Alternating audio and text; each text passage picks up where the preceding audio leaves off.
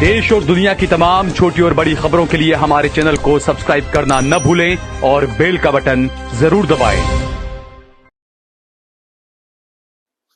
नमस्कार दोस्तों, स्वागत है आपका देश लाइव में और आपके साथ मैं हूं आशिमा त्यागी।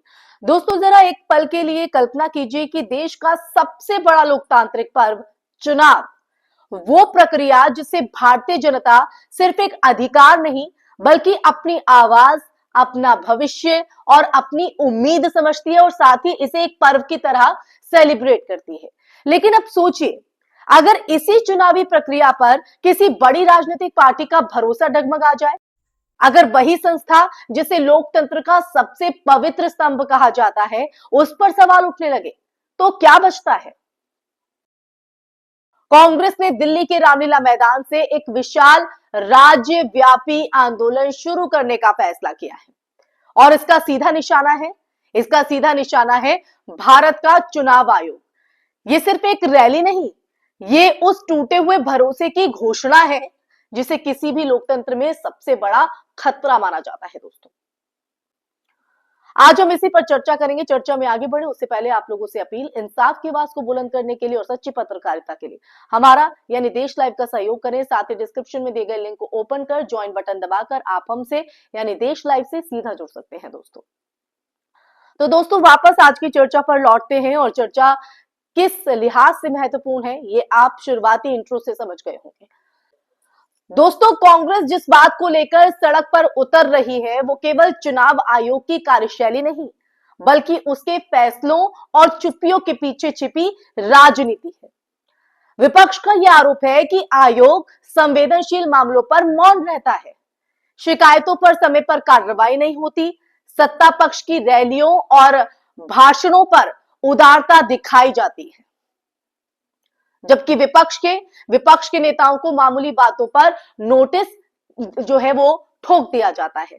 सालों से ये मुद्दे उठते हैं दोस्तों, सालों से ये मुद्दे उठते रहे हैं, लेकिन पहली बार ऐसा लग रहा है कि विरोध की तीव्रता चुनावी राजनीति की सीमाओं को पार कर एक बड़े जन आंदोलन का रूप ले रही है। क्योंकि जब किसी दल को ये महसूस होने लगे कि चुनाव मैदान अब समतल नहीं रहा, तो उसका जो संघर्ष है सिर्फ सत्ता के खिलाफ नहीं बल्कि व्यवस्था के खिलाफ हो जाता है। और यही हो रहा है,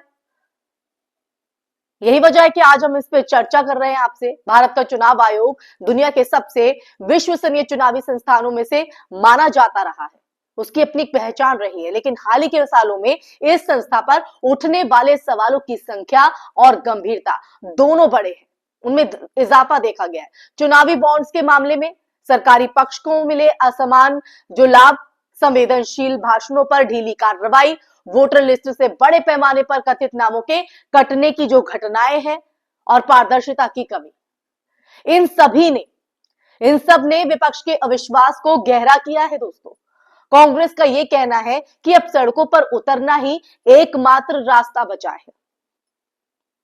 लोकतंत्र के लिए एक गंभीर चेतावनी है ये, क्योंकि लोकतांत्रिक व्यवस्था दोस्तों तब तक ही मजबूत रहती है जब तक कि उसके सभी खिलाड़ी ये मानते हैं कि अंपायर निष्पक्ष है। और अगर किसी प्रमुख दल को ये महसूस होने लगे कि अब अंपायर भरोसेमंद नहीं रहा, तो खेल की जो नैतिकता है वही खत्म हो जाती है।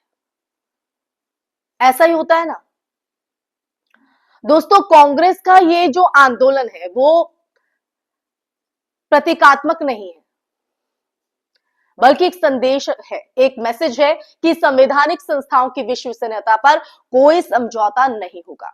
ये कदम राजनीतिक रूप से भी महत्वपूर्ण है क्योंकि विपक्ष ये बताना चाहता है कि सत्ता की संस्थाओं पर कब्जा लोकतंत्र को धीरे धीरे खोखला कर देता है।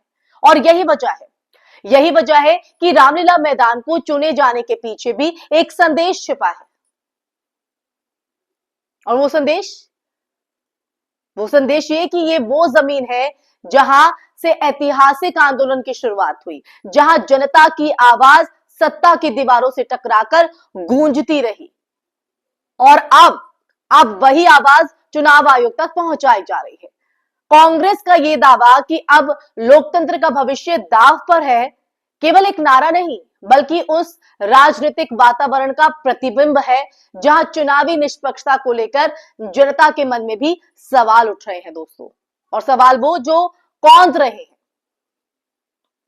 और यहां सबसे बड़ा जो खतरा है, यहां सबसे बड़ा खतरा ये नहीं कि कोई पार्टी आयोग पर सवाल उठा रही है, बल्कि यह है कि जनता का भरोसा भी धीरे धीरे हिल रहा है।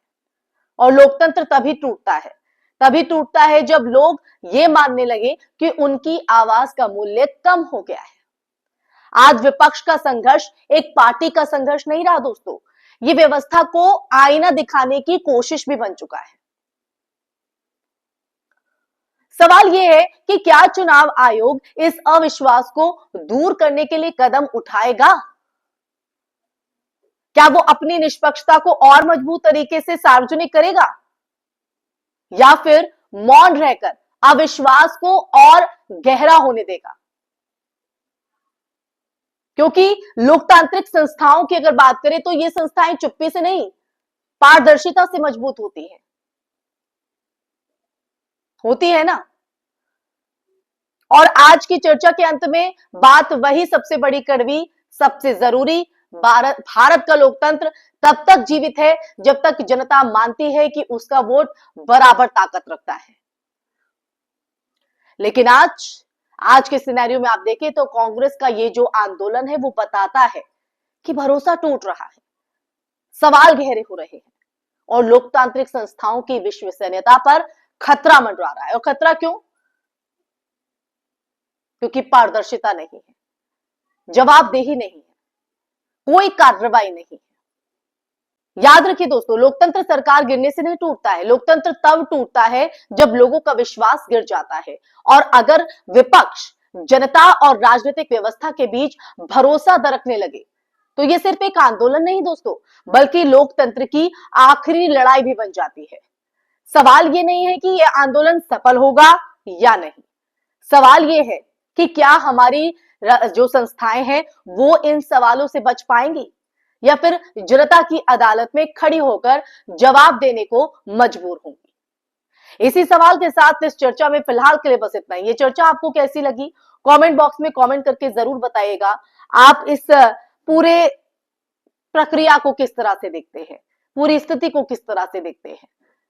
अपने विचार कमेंट बॉक्स में जरूर साझा कीजिएगा, क्योंकि आपकी राय, आपके विचार, आपकी बात हमारे लिए बेहद महत्वपूर्ण है, न सिर्फ हमारे लिए बल्कि देश हित के लिए भी। साथ ही इस वीडियो को ज्यादा से ज्यादा शेयर भी कीजिएगा, हमारे चैनल देश लाइव को सब्सक्राइब कीजिएगा। फिर हाजिर होंगे एक ऐसे ही मुद्दे के साथ, तब तक के लिए अपना ख्याल रखें। जय हिंद, जय भारत, नमस्कार।